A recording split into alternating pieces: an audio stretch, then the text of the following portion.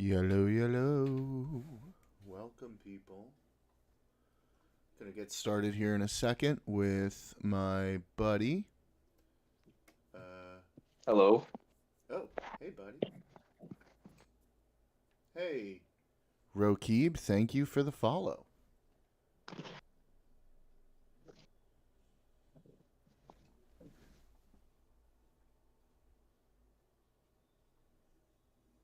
that even register? Still shows 20 followers, so I don't even know if that registered. But thank you anyway.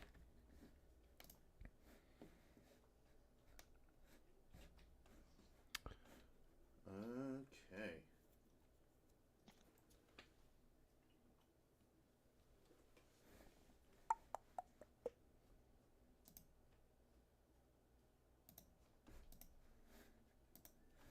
Let's see. Okay. Let me just check something real quick.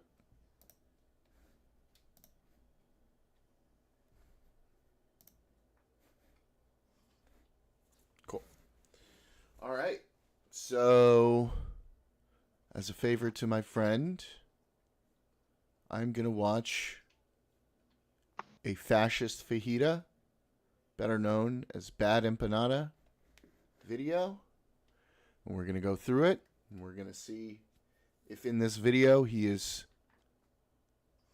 actually kind of chill or if he's totally full of shit. So let's go ahead and do that. This man challenges me on the scraggliness of his beard. Like, I didn't think I would see someone who could challenge me on the scraggles, but this man does. Yeah, I think he wins. He pulls off the homeless look pretty well. He does do it I really think. well. Yeah. For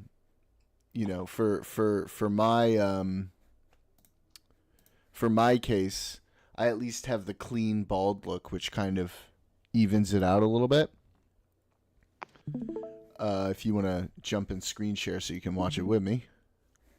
Yeah. Cool. So do you want to I was thinking that like we can view his sources as he cites them, or does that sound good? Yeah. Yeah. Yeah, that sounds good to me. I'm probably also going to hear some things and like have some thoughts right off the bat. Okay. But Well, yeah, I'd love to hear them. yeah. Also, like if we get into it and it seems like it's going a certain way, I reserve the right to give up. Like if we're Yeah. going Well, through it I and can it I seems can like guarantee that. everything we're finding is bullshit, then I reserve the right to throw in the towel. Oh well, I mean that's fair, and then I'll reserve the right to just unsubscribe from him if he does that. Yeah, fair enough. Speaking of which, are you following me on Kick yet, Thanos? I need to make an account first before I do that. Oh, come on, bro. Fine. Here, this is my one requirement for me to watch this video is you gotta make a Kick account and then follow me. Because come on, man, what are you doing? Give me the follow. What are you doing to me? All right, I'm gonna. Do I want to watch this intro? Is the intro worth it, or can I skip it? Um, I don't remember. All right, fuck it. It's a minute and a half. Guy with a microphone on a butter knife here. Neoliberalism is often said to be the most dominant ideology of the world today. And yeah, that's pretty much true. Yet it's also quite difficult to pin I'll give him this. He has very pretty eyes. down, so much so that it's sometimes claimed that it's little more than a vague political insult, or even that it doesn't exist. And that stems from the fact that while the average, reasonably politically engaged person could describe what some neoliberal policies might look like, or name some neoliberal politicians, they nonetheless struggle to articulate what neoliberalism actually is more precisely. So it ends up being equated, often erroneously, with things like free market capitalism, libertarianism, the retreat of the state, or classical liberalism. Such confusion is certainly understandable, since many neoliberal policies appear consistent with those labels. But as a whole, its theoretical underpinnings and its implementations are actually quite different to earlier forms of capitalism. So in this video, I'm going to go over the theory, the history, and the effects of neoliberalism, and not just in terms of its effects on economic policy, but rather on all aspects of society. And hopefully, by the end, you'll have a better understanding of it. Right off the bat, it seems like he is approaching this from a very academic perspective. If that is indeed how he goes about this, then perhaps I won't have too many problems with it. You won't have to throw in the towel.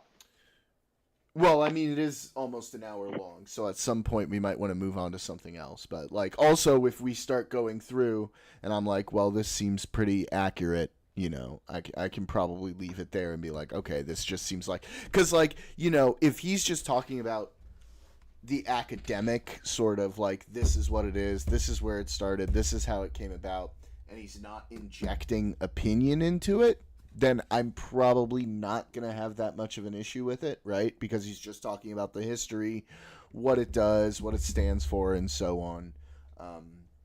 Yeah, and that's what he does. He tends to like with these type of videos on his main. He tries to stay away from value judgments. It's just even when doing that, you can still put a you can still like give only one side of the story type of thing, where it might look like that you're for sure. If he's only showing like one position here, yeah, that's fair, I guess. But again, if it's just like, this is how it came about, these were their values, this is what they intended to do, without going like, but this is what they're really doing, and this is why it sucks, then I mean, like, what am I gonna have a problem with, right? He might say, like, he might do something like, this is what they're really doing, but he's probably not going to say, this is why it sucks. Okay. Because that would be a value judgment, and I think yeah. Without, if it's just straight history, no value judgments, I doubt I'm going to see any issue with it. Is this Stalin eating something? What is that? What was that? Part 1. The birth of neoliberalism.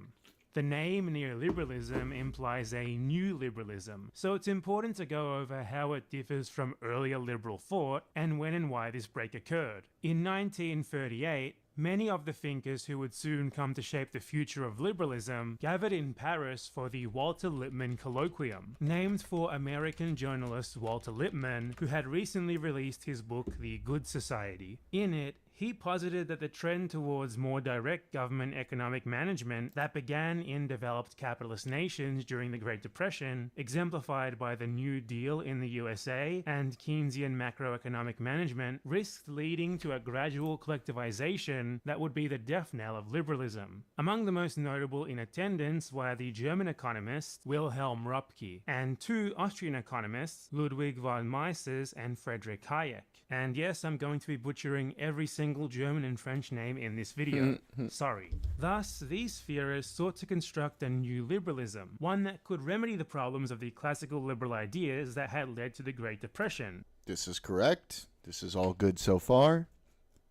While also challenging the spread of state-directed economic policy. It's here that they coined the term neoliberalism in its modern sense, and established its two main fundamentals going forward. Firstly, they refuted the classical liberal dogma that capitalist markets were a naturally occurring, self-regulating phenomenon, and thus should be subject only to extremely limited state involvement, the doctrine known as laissez-faire. This is best illustrated in this passage from Adam Smith's book, The Wealth of Nations, released in 1776, one of the foundational texts of both classical liberalism and the field of economics in general. The human body frequently preserves, to all appearances at least, the most perfect state of health under a vast variety of different diets, even under some which are generally believed to be far from being perfectly wholesome. But the healthful state of the human body, it would seem, contains in itself some unknown principle of preservation, capable either of preventing or of correcting, in many respects, the bad effects even of a very faulty regimen. In the political body, the natural effort which every man is continually making to better his own condition is a principle of preservation capable of preventing and correcting, in many respects, the bad effects of a political economy, in some degree, both partial and oppressive. The wisdom of nature has fortunately made ample provision for remedying many of the bad effects of the folly and injustice of man, in the same manner as it has done in the natural body for remedying those of his sloth and intemperance. Rather than subscribe to this taken-for-granted belief, the neoliberals instead held that the market is a human construction, so therefore a strong state of some description is needed in order to ensure its good functioning, rather than a state that would actively pursue the commonly stated goals of the economic policy of the day, such as economic growth, full employment, and social welfare. They instead envisioned a government that would be the guarantor and creator of markets, with few intentional policies directed towards any end beyond that. This may sound... So, like, aside from anything that he's saying, like, what are your thoughts on these early ideas that he's talking about of neoliberalism? I'm curious. I mean, I'm kind of just I mean, I don't really have any thoughts. Just that I'm learning something new. Okay. Well, why don't we take it into this context, right?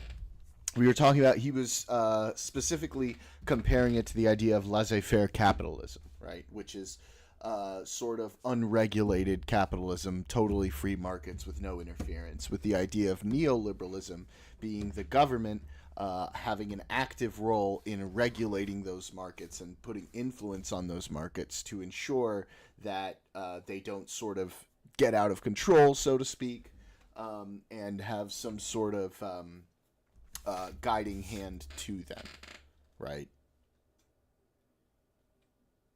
Yeah. So when we look at like neoliberal sort of ways of interfering with markets, you know, we have things like the Federal Reserve that can raise and lower interest rates.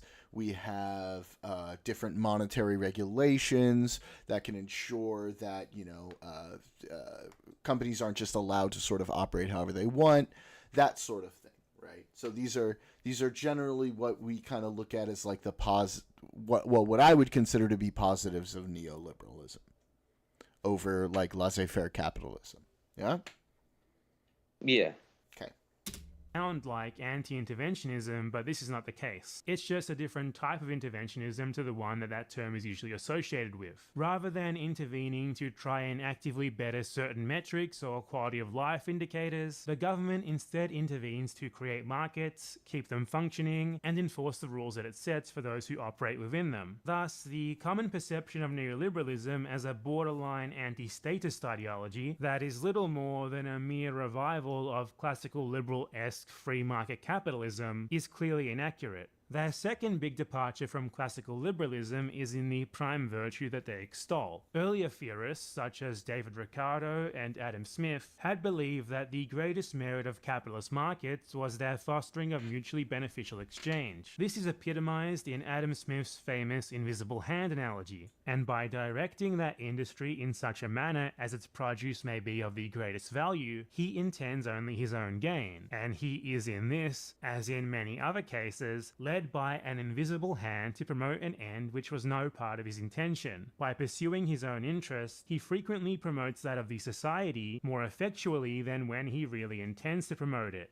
So, the classical liberals were intimately concerned with getting results that benefited human beings. They were quite utilitarian in that respect. Thus, the reason they supported laissez-faire style markets is because they believed that they would foster mutually beneficial exchange that would improve the lives of everyone involved. As the French philosophers Dardot and Laval put it, with the general increase in average productivity deriving from the specialization brought by the Industrial Revolution, everyone gains from exchange. This is not a logic that eliminates the worst economic subjects, but one of complementarity, which improves the efficiency and well-being of even the worst producers. Certainly, those who do not wish to respect the rules of the game must be left to their fate, but those who join in cannot lose. The neoliberals, on the other hand, emphasize competition above all else. An illustrative description of this comes from the French philosopher Louis Rougier, an attendee at the colloquium. The liberal state should exercise power in such a way as to protect liberty, not subjugate it, in such a way that winning an advantage is the outcome of the victory of the fittest in a fair competition, not the privilege of the best protected or the best off due to the state's hypocritical support.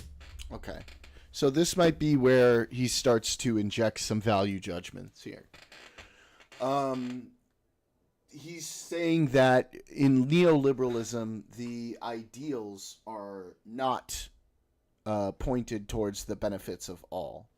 And I would categorically disagree with this. These are two different interpretations on how to benefit all. One of them is through unregulated capitalism. Unregulated liberal approaches to markets, while the neoliberal approach is a regulated market approach where essentially you promote competition, like he said. I don't know where he's sort of getting the idea that means they care more about the competition than the benefit of all. My interpretation of this is very clearly that the idea of regulating a market is to intend that there's benefits for all and that members of the market can't take advantage of that market itself. Does that make sense? Yeah, and this is what I mean when I talked about how like he doesn't have value judgments. He might not have implement value judgments in this, but he might only tell one tale of the story, and it seems like that's what you're. I think he did. I think he did. I think he did actually imply a value judgment there. Do you want me to pull it back a little bit? Sure. Okay. Tell me if you catch where Utilitarian in that respect. Thus, the reason they supported laissez-faire style markets is because they believed that they would foster mutually beneficial exchange that would improve the lives of everyone involved. As the French philosophers Dardot and Laval put it, with the general increase in average productivity deriving from the specialization brought by the Industrial Revolution, everyone gains from exchange. This is not a logic that eliminates the worst economic subjects, but one of complementarity, which improves the efficiency and well-being of even the worst producers. Certainly, those who do not wish to respect the rules of the game must be left to their fate, but those who join in cannot lose. The neoliberals, on the other hand, emphasize competition above all else. An illustrative description of this comes from the French philosopher Louis Rougier, an attendee at the colloquium. The liberal state should exercise power in such a way as to protect liberty, not subjugate it, in such a way that winning an advantage is the outcome of the victory of the fittest in a fair competition, not the privilege of the best protected or the best off due to the state's hypocritical support. The difference here is stark. One is a philosophy of mutual benefit that is intimately concerned with human welfare, and the other necessarily creates losers and... Is this what you're talking about? I mean, he was leading up to this, but we hadn't gotten here yet, but this is actually pretty obvious. Yeah, I mean, it sounds like what you're saying is just a differently worded way of what I was saying when I was saying that he might not he might only be telling one tale of story because of his value judgments, while not explicitly saying, "Hey, this is good, this is bad," or uh, or I think this, that, or the other thing, right? Yeah. Yeah. And so this idea, right? This idea is to say classical liberalism, exchange mutual benefit, everyone's supposedly a winner. But the problem is, like, in practice, it doesn't really work out that way, right? Yeah. Whereas the idea of neoliberalism, competition, some must fail so others that can succeed. I mean, there is competition in classical liberalism. The idea that competition doesn't exist in classical liberalism is sort of ridiculous, right? I mean, that's what free markets are. That Right. classical liberals. Exactly. Yeah. If we look at the markets prior to the 1900s, we had massive monopolies, right? Who were, we had company stores, we had company towns, we had them taking advantage of all of the lower class people. I'm honestly, from what I know about Bad Empanada, I'm a little surprised that this is the position that he's taking here. Yeah. So am I. Yeah. Uh, And so far, yeah, he's quoting people. He's quoting quotes. But he does seem to only be quoting one position, right? Um, and it seems like he's doing sort of a situation of spiting his foot to shoot his nose type of thing, right? Where, like, he for all intents and purposes, as for what Bad Empanada supports, he should not be on the side of classical liberalism. But it seems like he hates neoliberalism more. So he's arguing in favor of this other thing that he doesn't support as a juxtaposition to neoliberalism, because I think he realizes if he comes out with an argument in favor of pure on, like, communism, it's probably not gonna look too good. Yeah. So already he's not being he's not being as he's making his biases obvious. He's making He's his not trying. biases obvious, but he's doing it in a bit of a sneaky way, right? Because he's not coming out and just saying it out there. He's sort of like feeding you little bits of, like, this is like a super common tactic. I've used this tactic before, right? Where you feed, like, little bits of negative sort of reinforcement towards something without, like, fully coming out and saying this is bad. And over time, that sort of builds up, like, a negative interpretation of something. Whereas we shouldn't be judging, if we're trying to do, like, a historical perspective and an academic analysis, we should be just doing an academic analysis of the two, not sort of putting in these sort of subliminal value judgments into it. Does that make sense? Yeah, Okay. it does. Because I mean that neoliberals believe some must fail so others can succeed, but classical liberals But don't. classical liberals do as well. This is capitalism. This is how capitalism works. Unfortunately, in capitalism, there will be failures for others to succeed. That's how the capitalist system worked, right? Before the rise of neoliberalism, we had Rockefeller buying up all the oil companies and building a massive monopoly so no one else could break into the industry, right? We had the same thing with Carnegie and steel. It was just a different form. The perceived step forward with neoliberalism is the idea that the government now has a hand in it so that it can prevent the over sort of domination of particular companies and stuff like that. Now, sometimes it doesn't work, right? Like today, we have sort of oligopolies. We don't necessarily have monopolies, but we have oligopolies where it's like multiple companies that sort of do the same thing as a group. And so we need to find new ways to handle that, and I would agree. But those ways to handle that are still within the bounds of neoliberal theory. Yeah, so it seems like that. Like it sounds like that that neoliberalism is a step forward in terms of people's overall quality of life as opposed to classical liberalism, but he's Yes. framing it as if it's a step backwards. Yeah. But there are issues with neoliberalism as well, right? Like, Of course, yeah. Neoliberalism often advocates for like trickle down economics, which, as we know, doesn't fucking work, right? But on the other side, uh, there's globalization as part of neoliberalism, and globalization has allowed us to build this entire system that our world now runs on, right? That allows us to have like global trade between countries. That's building um, a more connected and more together economic world, right? And over time, hopefully, it's going to be sort of the framework for a larger worldwide government of some sort.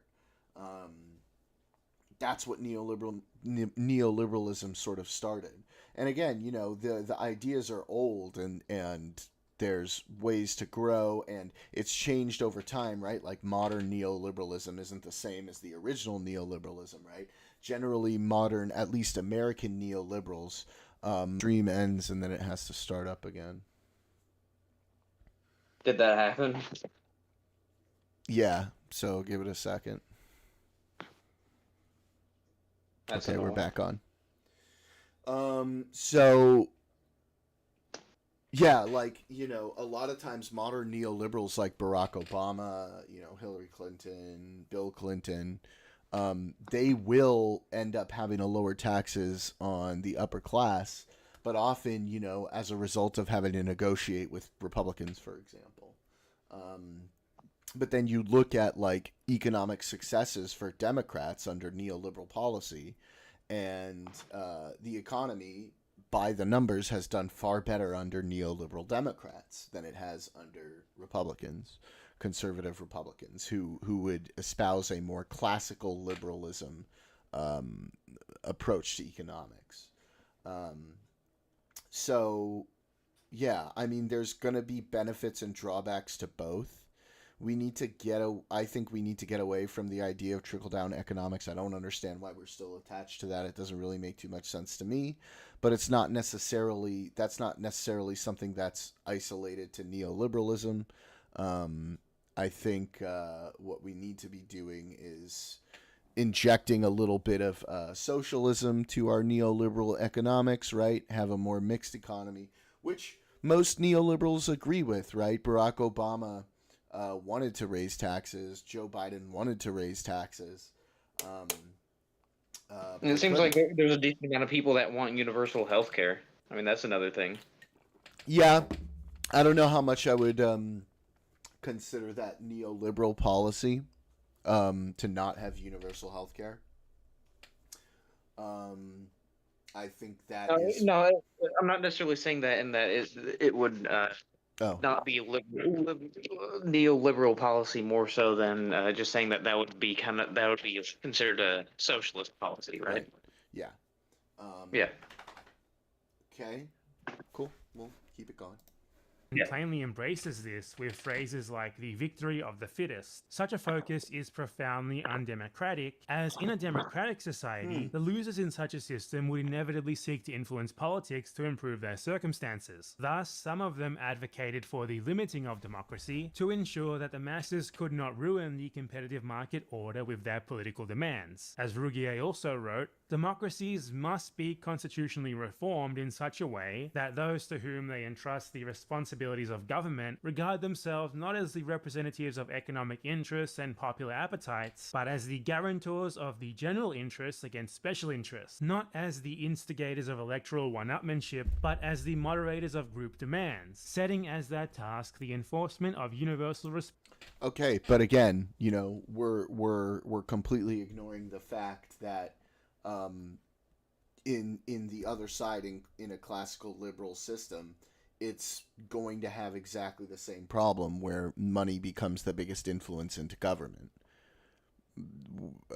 I don't see how this is a difference between the two.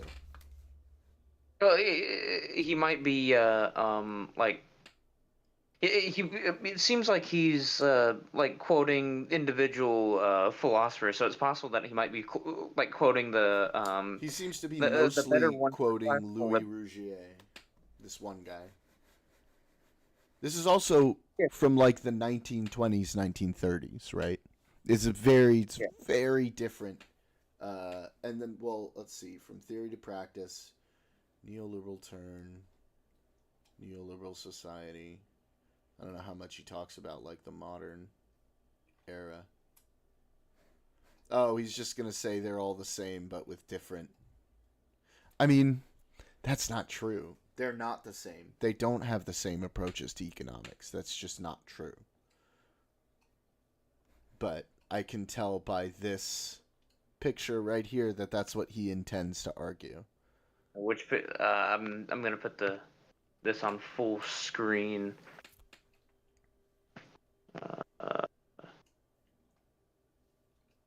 Oh yeah, saying that like they're all the same, but the branding is different. That's just super not true. Yeah, that's not true. And that's a very big value judgment too. But let's keep going. For the common rules of individual competition and collective agreements, preventing active minorities or visionary majorities from distorting to their advantage the fairness of the fight that should ensure the selection of elites for the benefit of all. They must inculcate in the masses, through the voice of new teachers, respect for qualifications, and the honor of collaborating on a common project. And yet, both society and economically, we have had improvements for the minority in a lot of other cases. But also, I guess he means what? The economic minority? Because most of the money is not in the elites, or at least hasn't been historically. And like there are different periods in time where elites have paid very high taxes under neoliberal influence. This passage advocates for any real notion of democracy to be thrown away, in favor of a government of elites who utilize their monopoly on violence to enforce the competitive market order, with the general population being educated in such a way as to cause a fundamental change in their mentality, to make them accepting of the new norm of competition, along which they would govern their actions. This way, they could be properly integrated into the market and would be more willing to conform to its norms. These are not at all uncommon prescriptions among the founding thinkers of neoliberalism. Lippmann and Hayek both advocated for similar, with Hayek in particular later outlining his ideal government, one in which only men of substantial property aged at least 45 would be allowed to vote and run for political office, with elections only being held every... Okay, so see, we're demonizing the ideology when the actual implication of the ideology is obviously not this.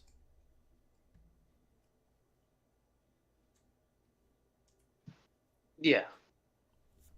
315 classical liberal thinkers, such as for John Locke, who held that majority consent for government action was crucial. So, from the very beginning then, neoliberalism was based around the state establishing and or maintaining a competitive market order whose winners, the holders of capital, would govern over the losers, workers as well as those incapable of, or unwilling to, earn their daily bread.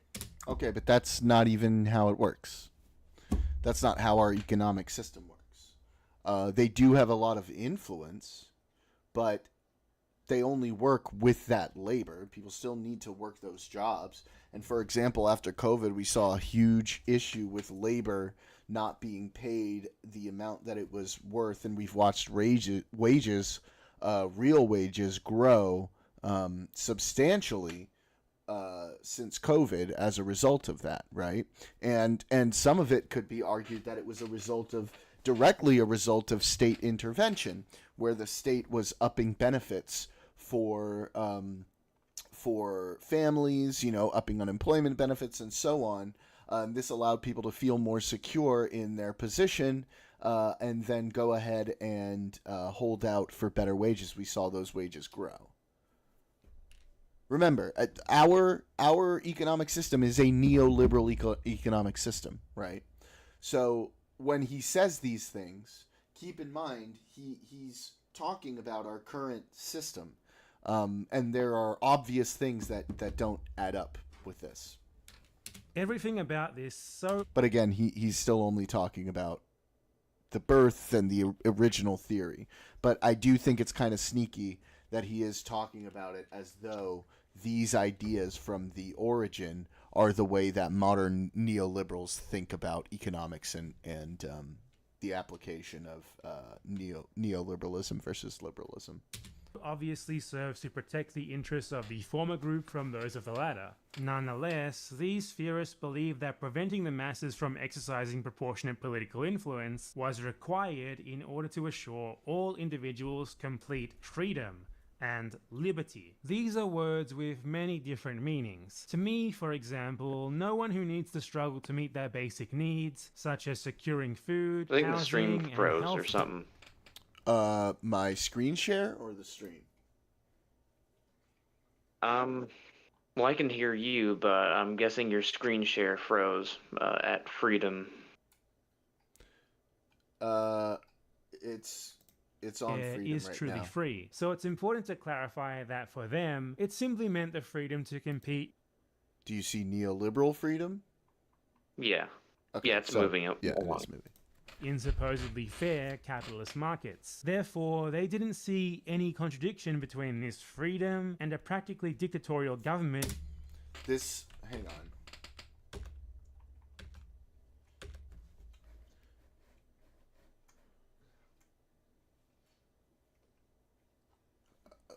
Okay. You see there is a value judgment being applied here, right? Yeah. Okay. And health. This is not an actual definition, right? We both agree on this, that he's just making this up, right? Yeah. Okay. Healthcare is truly free. So it's important He's to saying that clarify that's how they use freedom, that their use of freedom is meaningless. That everyone else is, everyone who doesn't agree with him's use of the word freedom means this, is kind of what he's implying. Yeah. for them, it simply meant Competitive market economy. I may not have food at home or say in politics, yet I have freedom. That's just not true, right? You have freedom within the bounds of the law, just like you would anywhere. Ultimate freedom, complete ultra libertarianism is, leads to anarchy. There's obviously law that you need to have.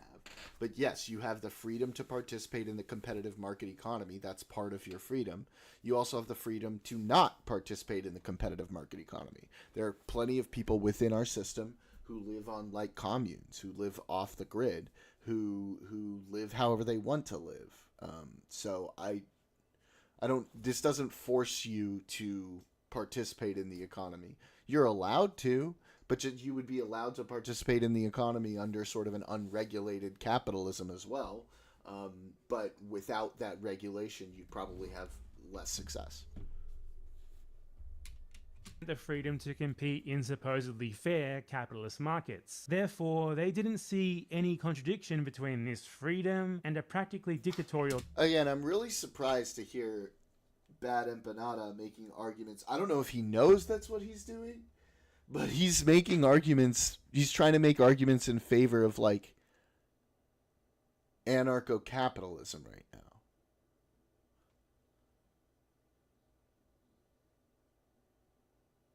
Which is really weird. Government No, made up I don't exclusive- think he. I ahead. don't think he's. I think if you watch later, it's clear that that's not what he's doing. He's just saying that this is their idea of Right, of but freedom. no, because it's not that. It's the way he's comparing it to classical liberalism. When he's juxtaposing them one next to the other and saying neoliberalism is essentially what he's saying is neoliberalism sucks, classical liberalism rocks, because of the fake freedom neoliberalism gives you versus the actual freedom classical liberalism gives you. He's making an argument that conservatives make economically, is what he's doing. I've heard these arguments before. Like, I've heard them before. I don't know.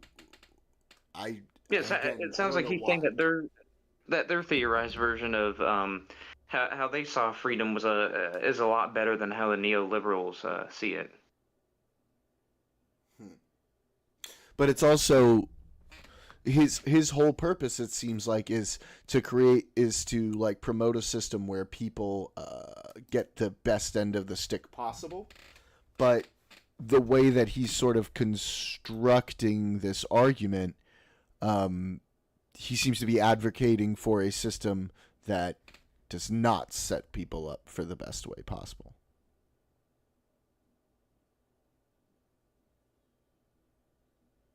Yeah. Looks like he's biasing it more towards the. He's biasing it more towards an ANCAP point of view. It's really weird. I don't get it. But let's keep watching.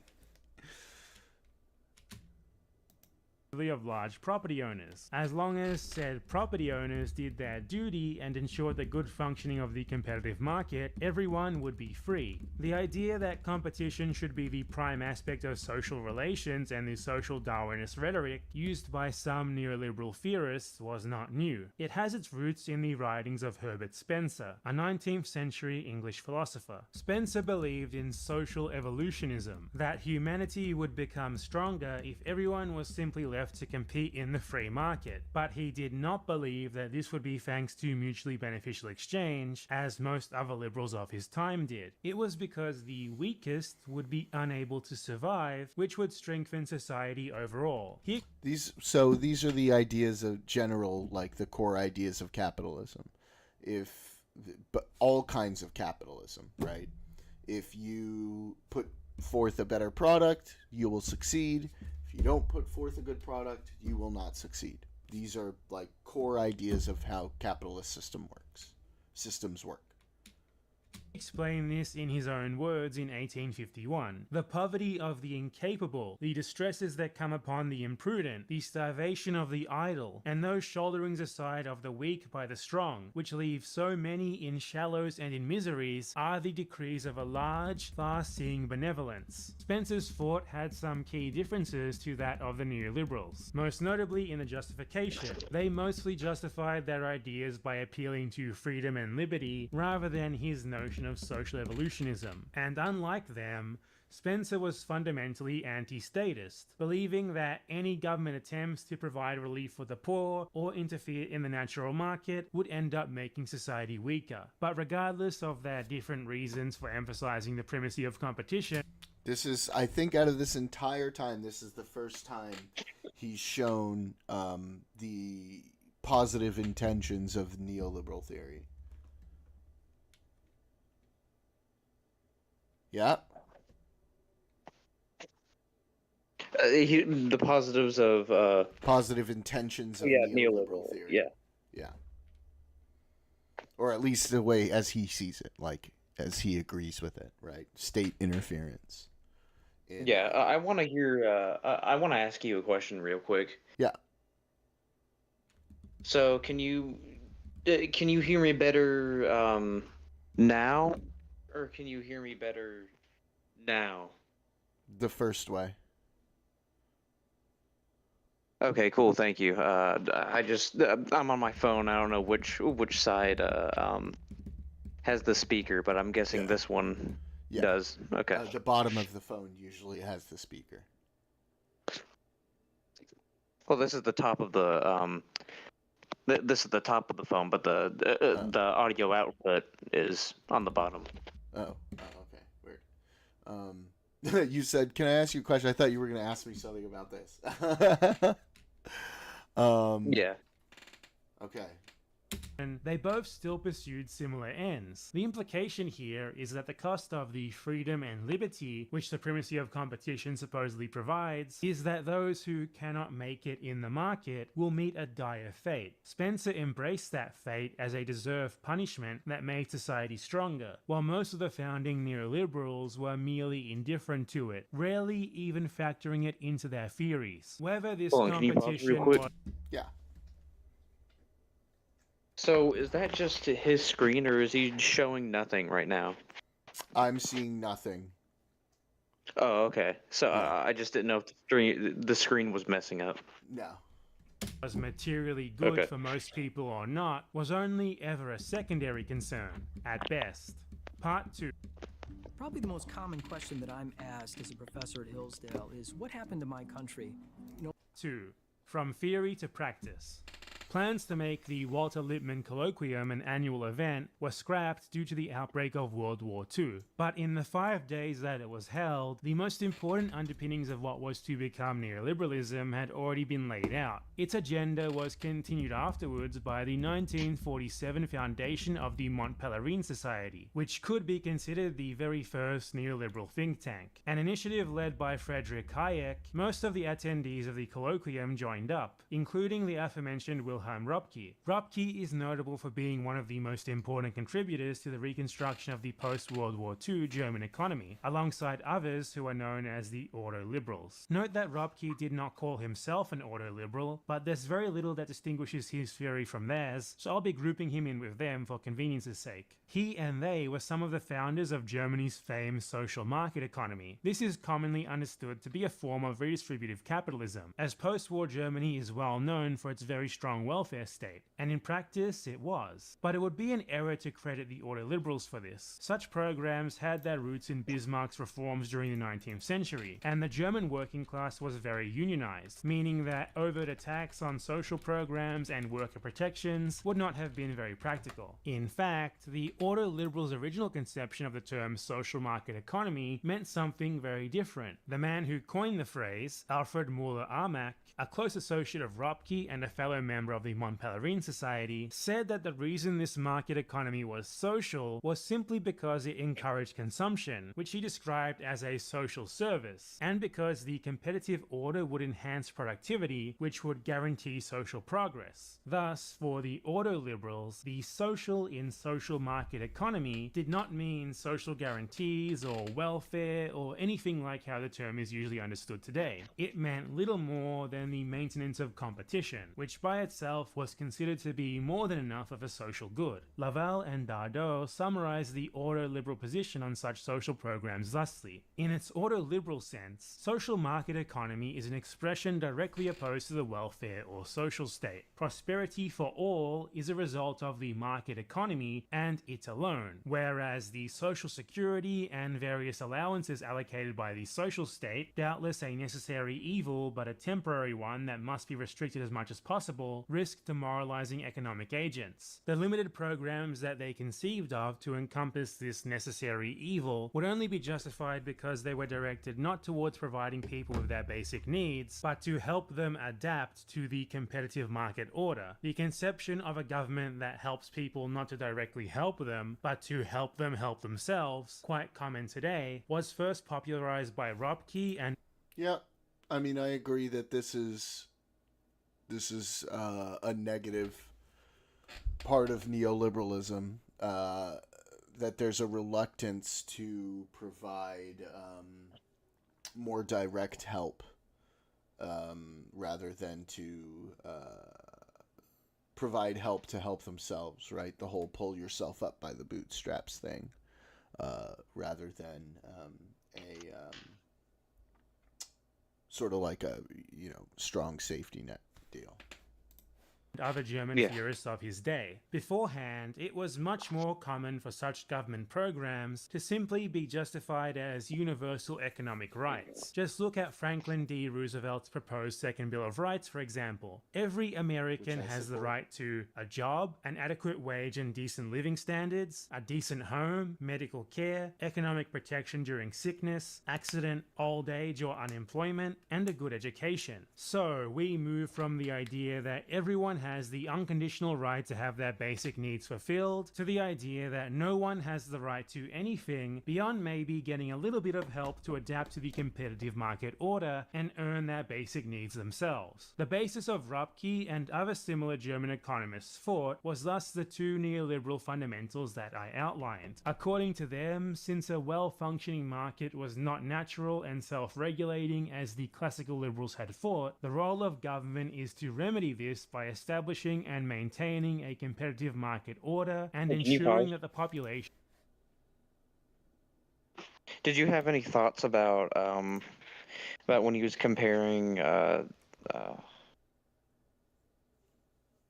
what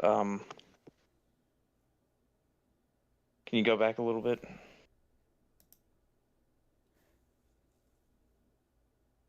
Yeah, that universal economics rights versus neoliberalism economic rights. Do you have any thoughts on that?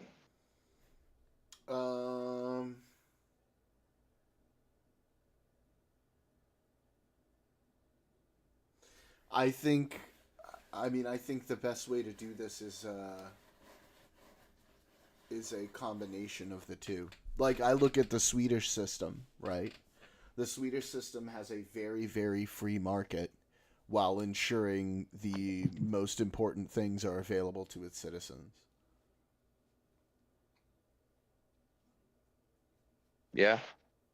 So we should have like a strong safety net. Oh, right? Hello. Can you hear me? Can you hear me? Is your connection doing the thing again? I don't know. I don't think so. Can you hear me? I can hear you.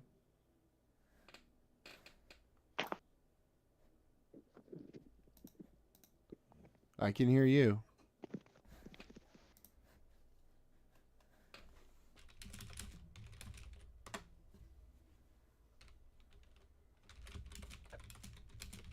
Okay, well, I can't hear you at all. I don't know what's... Yeah, okay.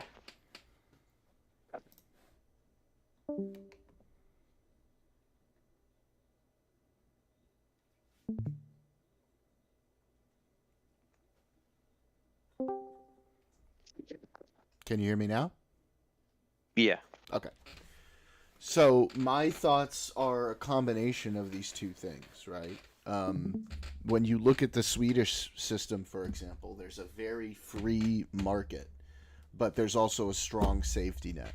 So there's not a lot of interference with the market itself, but there's also a very strong support of the citizens. And I think that's the best way. You want to encourage your citizens to not to be able to work within the free market, but you also want to make sure that they don't fall by the wayside. Yeah, because if there to be like certain ones who don't who like are the losers, as to say, there's a little net that catches them, little metaphorical net that catches them and helps them back up. Right. Where I'm going to part from neoliberal economics is going to be in strong safety nets, probably, right? Like a really strong universal healthcare system,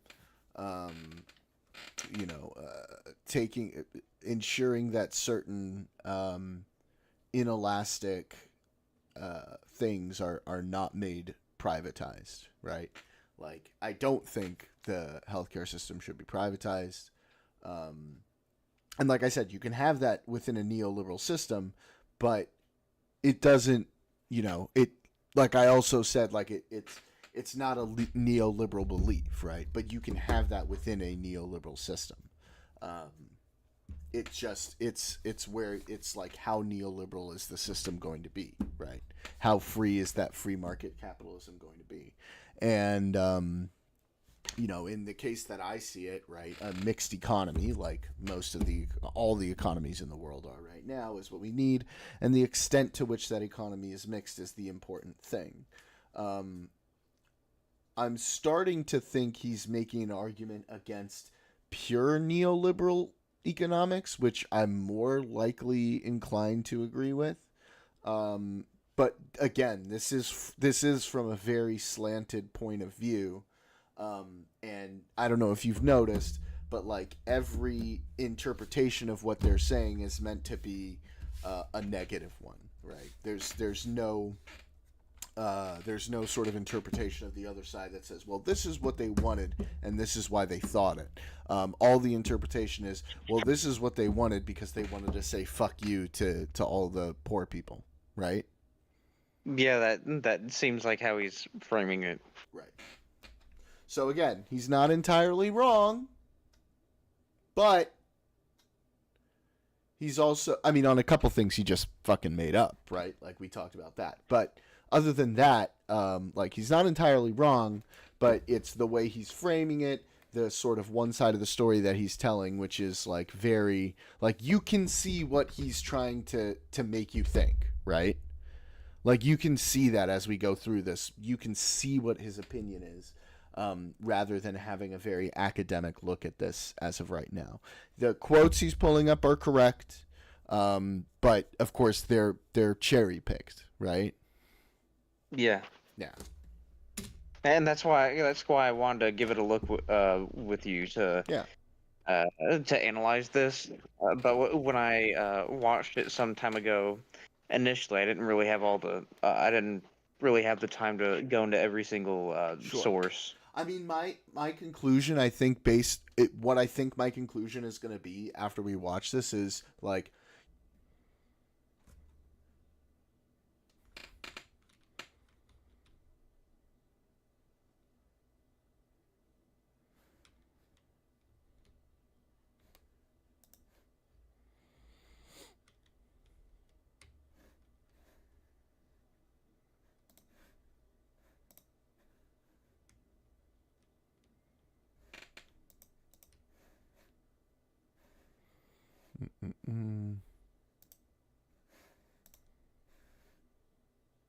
it's getting frustrating that this happens. Where were we? Oh, I was saying that you can watch his stuff. Just make sure that when you watch his stuff, you watch it, understand what position he's coming from, and then go watch a video that's from another position or has a more just, clear academic understanding without a position on it, right? Something that's going to show both pros and cons, because it certainly seems like he's only interested in outlining the cons. And a lot of these cons, again, I'm going to agree with to some extent, but it doesn't give you a complete picture or complete understanding of the topic. Make sense? Yeah, it does. Yeah. Right to anything beyond maybe getting a little bit of help to adapt to the competitive market order and earn their basic needs themselves. The basis of Rupke and other similar German economists' thought was thus the two neoliberal fundamentals that I outlined. According to them, since a well-functioning market was not natural and self-regulating as the classical liberals had thought, the role of government is to remedy this by establishing and maintaining a competitive market order and ensuring that the population conforms to it. Thus, the German auto-liberals were the original politically influential neoliberals, 3 decades before the global neoliberal turn of the 70s and 80s. Rupke saw this all as a part of a fundamental societal change. He wrote that an effective, lasting economic reform— Yeah, Reagan was the one who really popularized neoliberalism.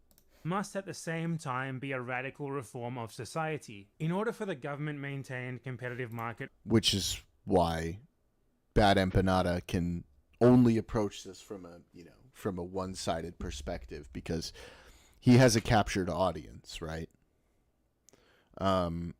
So he can only ever come from this one perspective. Now, I think he probably genuinely believes his point of view wholeheartedly, but if he ever changed that point of view, he would lose like his whole audience. And so he can only ever approach from a purely negative perspective. In order to function, society as a whole would need to be made to adapt to it. The individual, the family unit, the government department, etc. They must all conduct and conceive of themselves as an enterprise, embroiled in never-ending competition, and none of them should be the beneficiaries of any government intervention that is not primarily aimed at maintaining the health of the market. And while the ordo-liberals, despite their influence, were largely unsuccessful in totalizing such a model in post-war Germany, the more thorough implementations of neoliberalism that came later were clearly influenced by them. Another important school of neoliberal thought, led by the aforementioned Friedrich Hayek, was also quite prominent. Hayek was an economist of the Austrian school, most well known for its rejection of things like mathematical modeling. That is largely irrelevant here though, as we're mostly interested in his more philosophical ideas about how society ought to be. While both schools shared much in common, they nonetheless had one significant disagreement, which came down to what the government should do. Hayek agreed that competition was king, and that a good competitive market order was not simply a force of nature that could function without a state. But while others thought that the government should construct and maintain this order, Hayek took a more social evolutionist approach. For him, the rules of the game that would create the freest and fairest competitive markets were to be found in the social conventions which societies would spontaneously create to regulate themselves over time through trial and error. These rules, once widely accepted, would then inevitably come to be Yeah, and this is a more Republican interpretation of neoliberalism.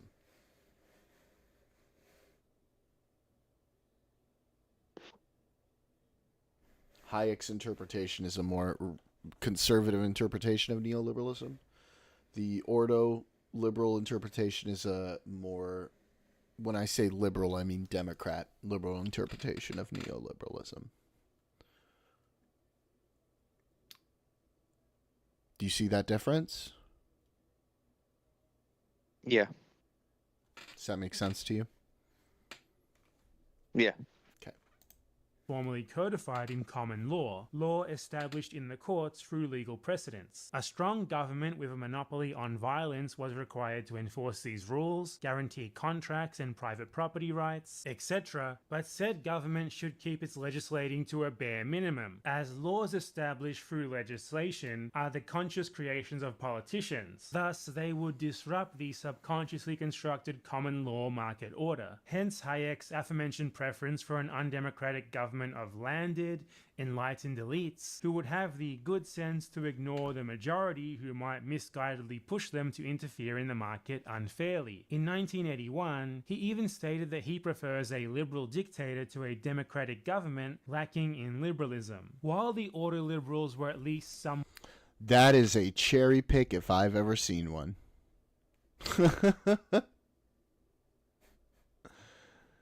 I don't even need to know like other things that Hayek has said to know that that's a fucking cherry pick and a half. You know what I mean?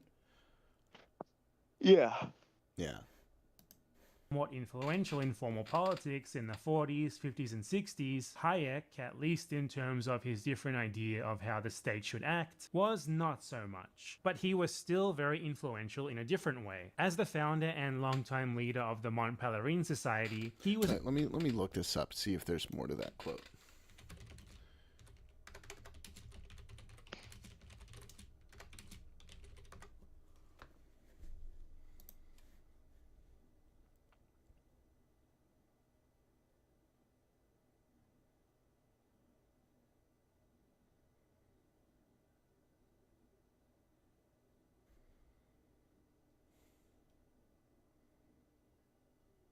Here's another quote from the same guy. As dictators themselves have known best at all times, even the most powerful dictatorship crumbles if the support of opinion is withdrawn. This is the reason why dictators are so concerned to manipulate opinion through that control of information which is in their power.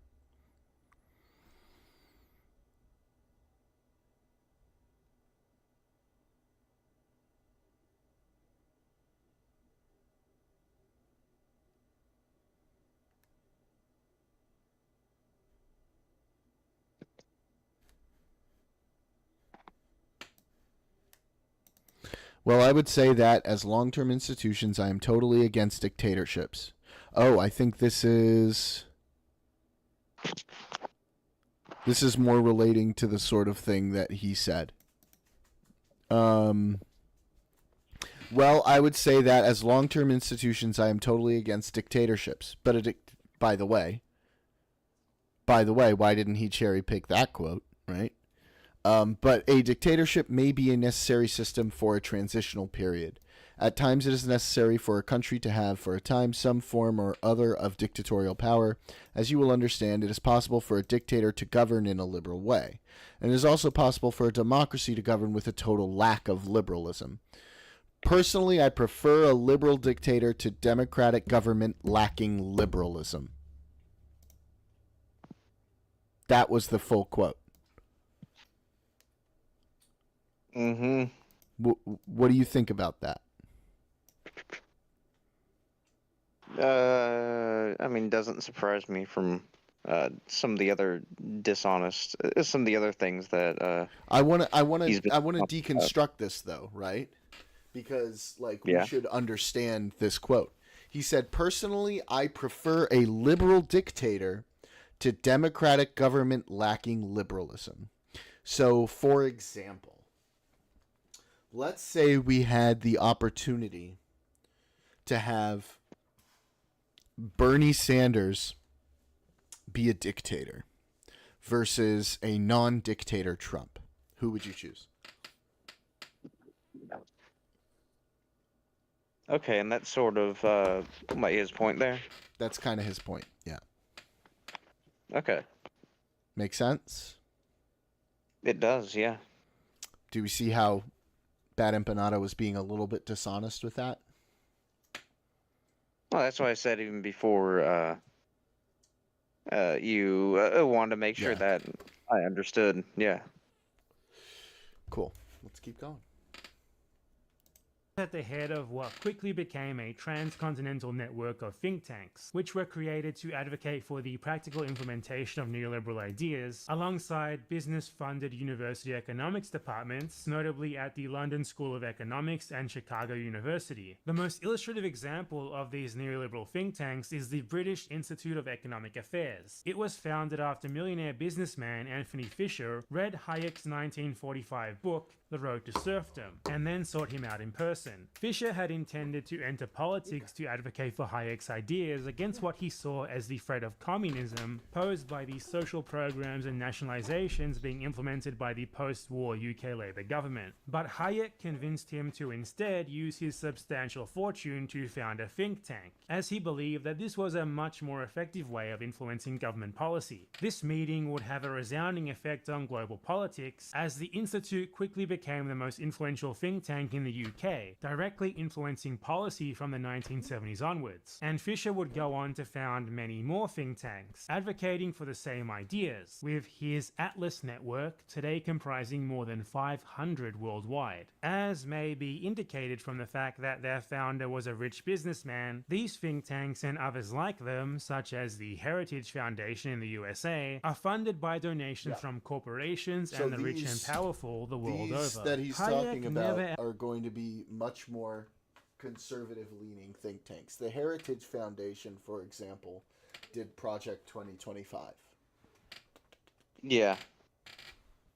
outright said that his prescriptions were meant to favor businesses and the rich. In fact, he argued that the absolute freedom that his ideas would provide would be for the benefit of all. Regardless, though, the fact that they were so eagerly picked up, funded, and advocated for by these interests practically from the very second that he had published them certainly indicates that they thought that they stood to benefit quite handsomely from their implementation. This advocacy must be understood in the context of the post-World War II economic order in the US and Europe. Like the aforementioned Labour Party in the UK, many governments had implemented or strengthened social programs and taken more direct control of their economies than before the war, and especially more than they had before the Great Depression. This was underpinned by the global monetary system set up during the Bretton Woods Conference of 1944, which pegged the currencies of its signatories to the gold standard, set up international economic rules, the most important being free trade between member states, and established financial institutions such as the International Monetary Fund and the World Bank, with the former originally intended to be a fund from which member states could draw to stave off economic crises. This was thus the era. It still kind of does that, but they're more in the form of loans now rather than just money they can take. of embedded liberalism, a relatively stable economic order with safeguards in place that made it possible for many of the states involved to implement the most generous social programs in their histories, with economic policy being guided by the pursuit of concrete utilitarian goals such as full employment. This norm was also doubtlessly influenced by the desire to save capitalism. The Cold War had begun immediately following World War II, and most of these governments were worried that communist ideas would take hold if they were to completely neglect the interests of their working class population. This is clearly illustrated in the fact that even most of the conservative governments of the day didn't dare try to roll back these reforms. Thus, class compromise was negotiated between the working class and the capitalist owner class. Beforehand, the latter rarely had to make any real concessions, and so this also quickly became the era in which the working class within these nations was arguably the most powerful that it had ever been. But this power, however little or great it may have been, had been taken from the capitalists, who wanted it back. Hence the aforementioned boom in their advocacy for neoliberalism, as many of them astutely recognized that, whether it was the intention of the neoliberal theorists or not, extending the maximum of competition to all aspects of society would greatly advantage them and thus help to restore the power that they'd lost. This brings us to the 1970s. Part 3. If you've ever dreamed of owning an apartment complex and you live near one of these cities, Okay. you've got to see the same ad that I saw. The neoliberal. How do you feel so far? I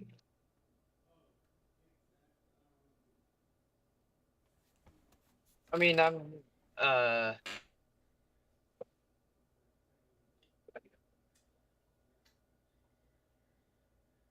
kind of starting to get. I'm kind of feeling like how you said that you'd feel early on that that it seems like it's going a certain way, and It's not going like, it's not absolute trash, but it's very clear that there's an intention here, and that intention is being pushed in a certain direction, right? It is not a purely academic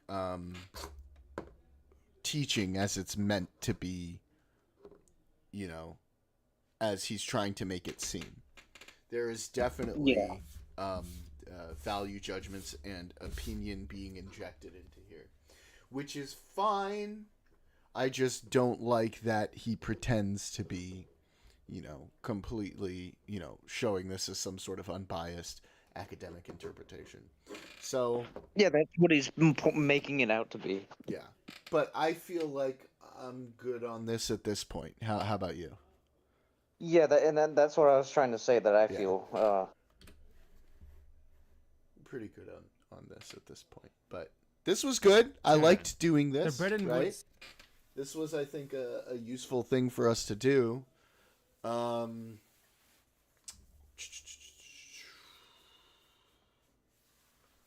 like, that's, you know, I feel it's always like more fun to do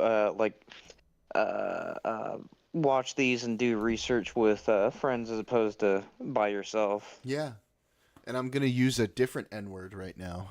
Nuance. We got a lot of nuance there, right? And the nice thing about watching this is, as much as we might... Are you licking my computer, Mika? Well, that's the good N word.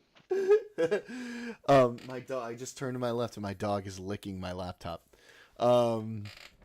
Tasty. Yeah. Right. So, we got nuance. One of the good things I liked about watching this was it allowed us to sort of explore some of that nuance. And, like, while in general I might despise some neoliberal policies, I'm generally going to be against, like, the conservative interpretation of neoliberalism, while I'm going to be more in line with the more, you know, democratic interpretation of neoliberalism, which isn't as strong on the pure economic side and is generally more willing to engage in state provided welfare, state provided systems, the kinds of things that Bad Empanada would actually agree with, right? But it doesn't seem like there's too much room for that nuance in his interpretation of it, which is fine. People have opinions, you know?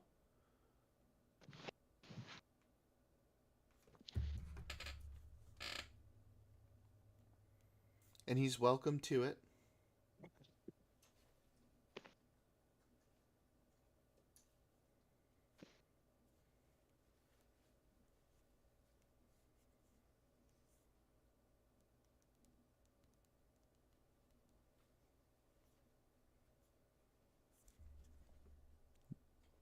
Are you there? Yeah. Yeah. Did I lose your attention? Yeah, I am. What now? Did I lose your attention? No, I just didn't have anything to say. Okay. Why don't we look at some other stuff? What are you interested in? Did we want to watch that Bad Empanada Destiny debate? That seems interesting. Sure. Yeah, let's watch a little bit of that. This should be a shit show. Oh, yeah, here we go.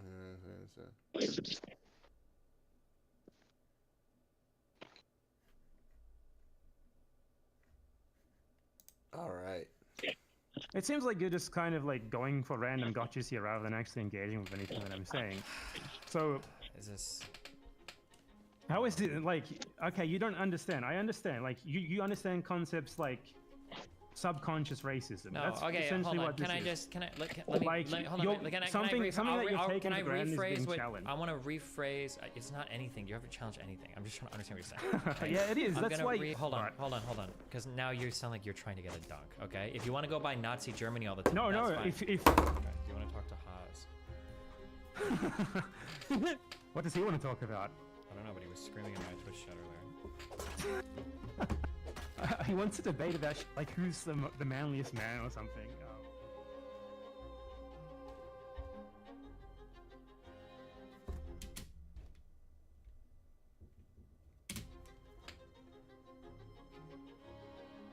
Oh, my God. Hey, what's up? Hey, how's it going, buddy? Great. So yeah, what sort of questions do you have about like the decolonization thing? Like, I understand you watched Professor Flowers' video on it. Fuck I mean, I no, I wouldn't didn't. I didn't say- watch shit on it. Explain it to me. Just to explain decolonization from the beginning. Yeah. Oh, wait, really quick. Before we dive into this, Thanos, go make a Kick account and follow me, you motherfucker.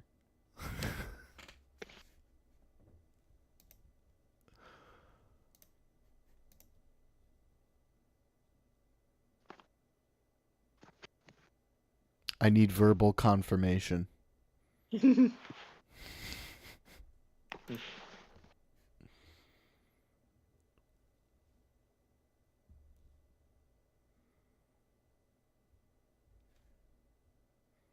I just hit 20 followers. I gotta keep that momentum going.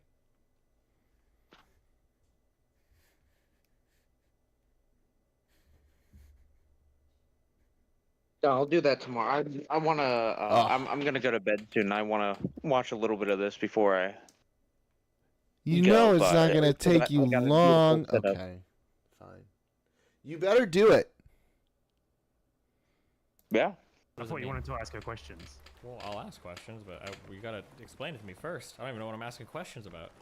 Well, you watched her video, right? No. I saw you watch her video, or at least a part of it. I was watching the God, what was it? It was Noah's video on Vosh's video on Professor Flowers' Ah, video. I think is what I watched. So you didn't Noah watch her video? Sampson's You wanted to video. talk to her about like her beliefs on this? Yeah, videos are just like really boring because I feel like people Okay. in videos aren't necessarily the same as when you're just having a conversation with them. And rather than like watch a video and be like, well, what about that or that or that? It's just easier to talk to somebody and have them just explain what they mean or think. Okay. Yeah. So like, what do you know about like just colonialism in general? Like, do I need to start from like the very beginning? Like, explain literally everything to you, like a Wikipedia article? I assume not, right? Why, like Pocahontas came and helped Jon Snow. Or something? I don't know. Oh yeah, basically. When I hear colonialism talked about, I feel like broadly it refers to two things.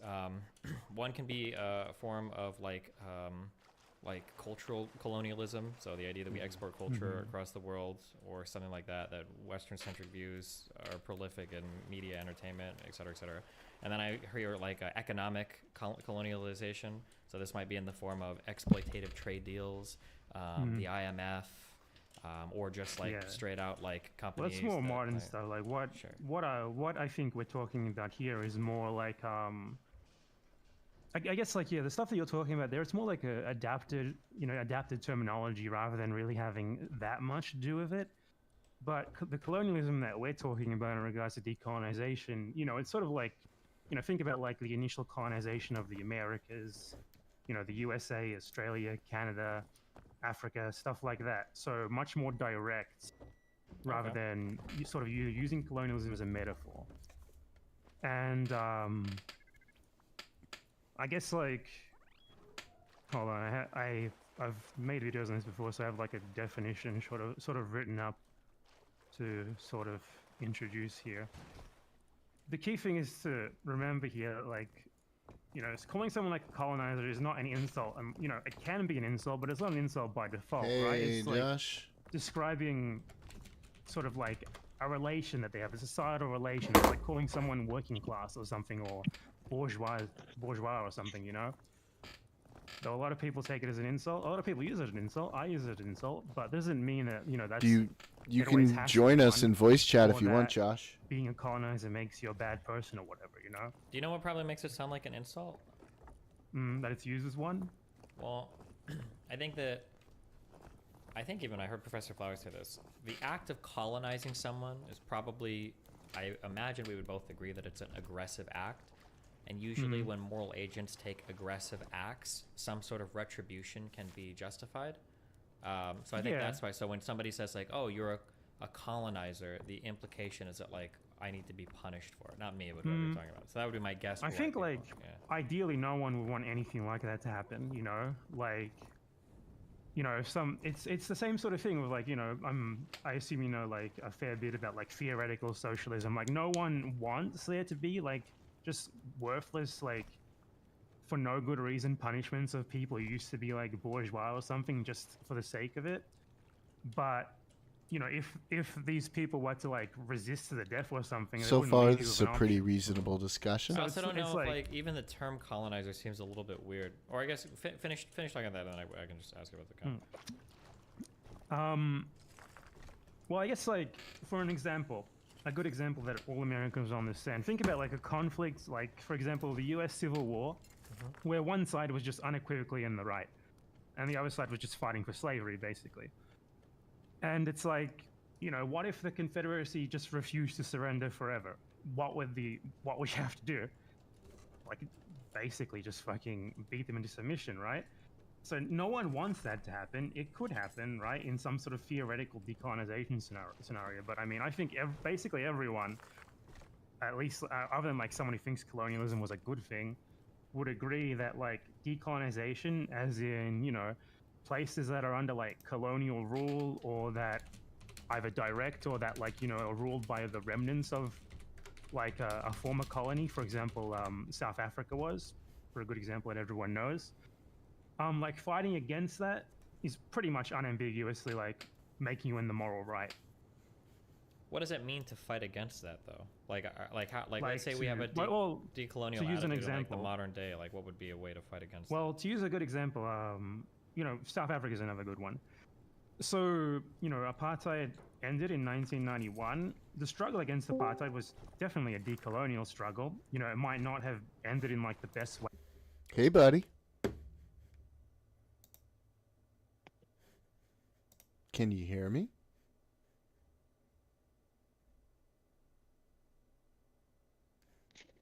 He's muted right now. Oh, Josh, you're muted. Where's my headset? Hey, we can hear you now. One second. You hear me? Yeah, can you hear me? Oh yeah. Cool. I'm just driving. We were so we spent about an hour and a half reviewing a video by Bad and Banana on neoliberalism, and now we're Oh. watching an old debate between him and Destiny just to see how that I saw went. Destiny on there. I thought it was about him talking about what happened No, this is a couple with years Nick old. Fuentes. No, I don't think he's gonna spend too much time talking about that. Honestly, that would be my guess that he's not gonna spend too much time talking about that. Oh, okay. Yeah. Well, I think he would talk about that. Why wouldn't he? Well,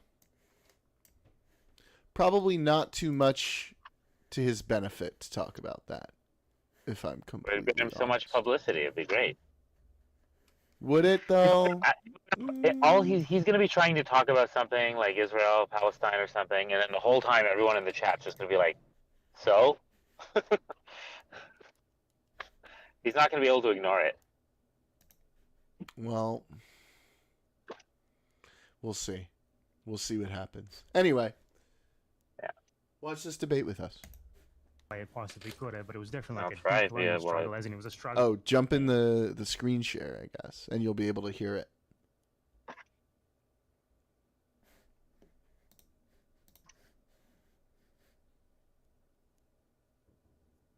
Not letting me. Huh? Hold on.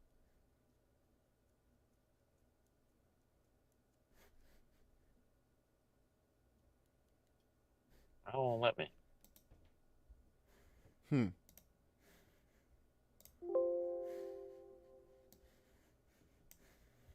It won't let me. Oh, here we go. Now it is. You got it? There we go. Okay. Against this system that was set up by a group of people who had come to South Africa a couple hundred years earlier, sort of gradually conquered and subjugated people who had already lived So there. quiet for me, but yeah. Put themselves at the top of like this society with those people below them, like legally everything. You know, it might not have to be literally legal, but in this case, it was very literal. You know, so just a great example to use to start off. And so, you know, they did that. They put themselves at the top of this society with the people who already lived there at the bottom. You know, killed them, stole whatever the fuck they wanted, basically. And that resulted in the 20th century of, like, you know, the thing that everyone's familiar with, the apartheid South Africa. And so the fight against that was broadly, I guess, mostly focused on getting rid of that sort of system of like formal legal dominance, which was part of the colonial system in South Africa.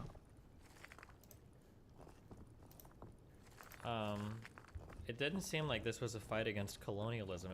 Doesn't this feel more like a fight against, say, like unjust oppression? Isn't that more what it's focused on rather than? Well, unjust oppression is you know, it's a factor of colonialism, right? Sure, but it just seems like it's kind of a weird way to frame it. Like through colonialism rather than like. Well, we're talking about a country that was quite literally colonized, right? Yeah, sure, but I And mean, like, let's say you they- had some country under some like authoritarian rule or whatever, and these people fought against the government because they viewed it as tyrannical or something, right? They could be fighting for all the same reasons that colonized society might be fighting for. I mean, you could frame it that way, but I guess I always get hesitant when people try to frame like every single conflict through their particular lens or every part of a. Yeah, but I mean, conflict this isn't a lens that you can apply to like every situation ever. Just places where this sort of relation has been set up, and the way that it's set up is so basically, what we're talking about here in relation to South Africa and other places is like there's two types of colonialism interrelated. One is colonialism, which is more about like the extraction of wealth, for example, for the mother country, more so than, you know, implanting settlers or whatever to actually live there and develop their own society. And the other one is settler colonialism, which is sort of It's our favorite buzzword of the year, isn't it, Josh? Colonialism? Settler colonialism. Oh, settler colonialism. Yeah. That's right. Yeah. where rather than the colony being formed Defen's to in just the car with extract me, resources and wealth she's like, for the mother country. Is Jordan just playing a game? Oh no, that's not me. Oh, it's not you playing? No, that's this is an old recording of Destiny's stream. Oh, that's his stream. It's him Yeah. playing. Okay, so I was right. Everything I said was correct, but it's not Jordan doing it. It's this guy. It's Destiny doing it. Yeah. And we're watching it on my stream. You just watch him play while he talks about something else. I'm on Jordan's stream watching a Destiny video. Rather formed, Destiny is or not it's streaming either right formed now. for the explicit He was. purpose It's a of, or recorded stream. ends up turning out Old one. as like its own sort of thing, right? Like a place where lots of settlers go, and they want to stay permanently, develop settlements in their own society, etc. But that alone isn't really it, right? Like if they did that, without like subjugating the people who already live there, like with some sort of non-coercive agreement, wouldn't be much of a problem with it. What makes it sort of settler colonialism is when they do that and they supplant and replace the pre-existing society rather than sort of fusing with it, becoming a part of it, or anything like that. And that sort of creates a sort of different sort of social relation where we have two groups of people. Like Hey, I think I'm gonna head out now. I'm getting tired. All right, buddy. We'll And the previous talk group again of soon, people- yeah? Yeah. Maybe we'll No, let me do it. You know what? I'll pause it here for now and we'll pick this up another day and keep watching this together, yeah? Yeah. Okay, cool. You take care, good buddy. Hey, you too. Hey Josh, Yo, do you think the ceasefire will hold? technically they're still attacking each other. Yeah, and technically the ceasefire is still in place even with them attacking each other. I think that'll basically continue. Yes. It's in everyone's best interest for it to do so. Yeah. Iran is like begging them to stop. Iran's in Syria right now. Yeah, they're having to deal with that. This is a very interesting confluence of different conflicts happening for Iran's geopolitical situation. Yeah. I think it's not good for them. I think it's not good for them too. I think it's not good for Russia either. I think Israel taking out Hezbollah has been a huge destabilizer. Well, in a good way, in a sense, a destabilizer, like destabilizing Iran's influence. Oh, wow. What a surprise. Dinesh D'Souza is now admitting some of his 2,000 Mules claims are flawed. Wow. I'm so fucking surprised. What do you think of Biden's pardon of Hunter? I mean, he said he wouldn't do it, but I also understand he's probably like, fuck it. I wish At I this could point. explain how little I give a shit about that at this point. It's really, I mean, I do agree. I actually agree with Biden's assertion that they went after more harshly his son only because it's his son. Only because it's his son. And at this Like, they point, went I'm after just him like, you know what, politically. dude? Going after his son. Look, yeah, it's probably not the best thing, but like after the list of people that Trump pardoned, when Republicans come to me and complain about it, I'm like, bro, you can fuck all the way off. Yep. Yeah, I mean, I understand why he would do it. The irony is a lot of the people commenting, I was expecting a bunch of angry Trumpers, and instead they're all like, I get it, honestly. Yeah. I would too. But that's that. And then things are gonna be really weird really soon.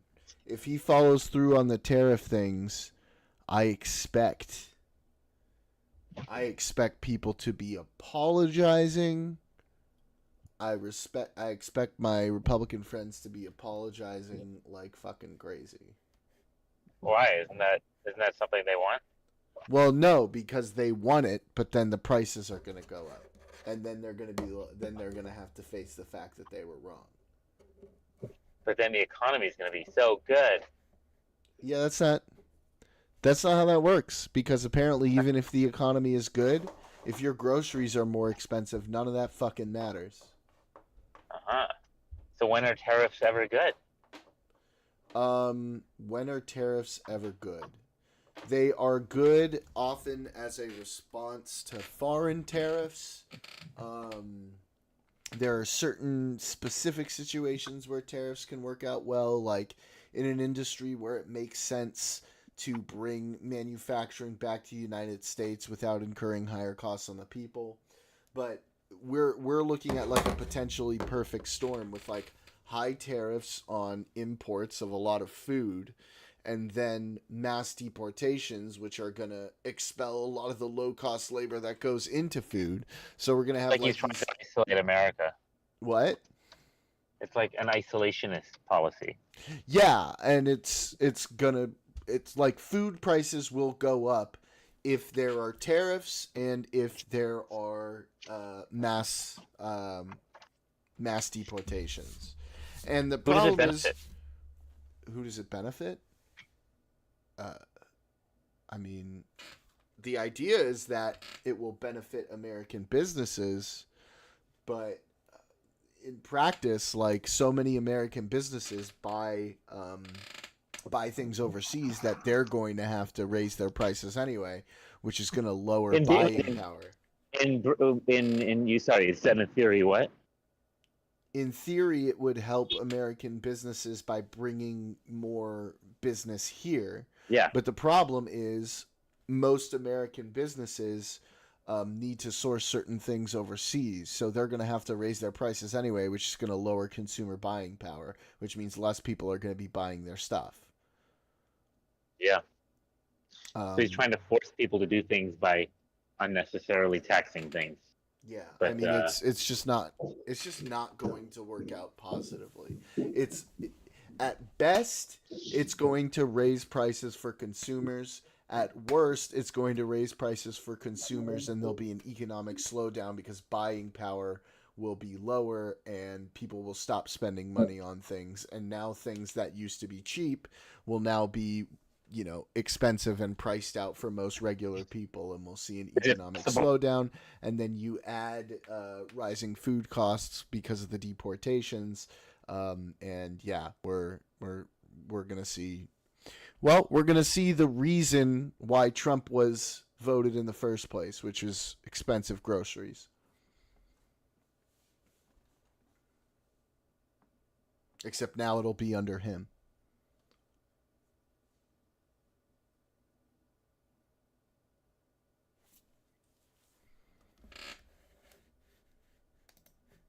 So yeah, kind of sucks.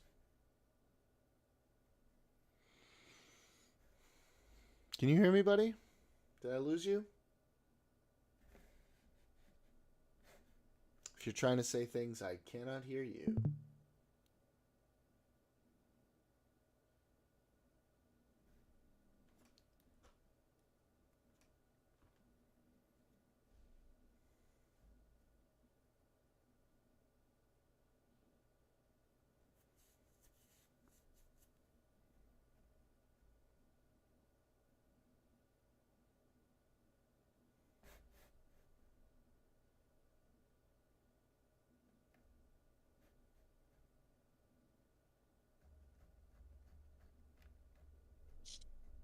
Hey, Oh, hey. I'm on my computer now. I don't know why I lost you, but I did. Anyway, yeah. It's... Yeah. This could be a Oh, perfect I was asking, is storm. it possible that Trump's really a genius? No. And really it's just all part of a deal that he's trying to get made? And he's not actually going to do the tariff? Well, I really fucking hope so. Because then that would be smart. Then it might be smart. But... Is it going to screw Canada, is my question? Because... He wants to screw everybody that's not America, but I don't think he realizes that in turn that will screw America. It would screw everybody by basically cutting off, like, even trade. Mm-hmm. And... Right. Yeah. Yeah. It's pretty bad. And yeah, I need the Canadian dollar to go up for my own reasons. So It won't. This would have reverberating effects across the world economy. no fun. Yeah. And it's like a perfect storm for more expensive food. There's like no the arguments in favor of this are very, very weak next to the arguments against it. They just don't it's just not a good idea. It's just bad. Yeah. Oh. So You we get have what you vote to for. hope that there are enough economically literate people who he actually listens to who can convince him not to do it. Mm. Otherwise, we're in for some very expensive groceries.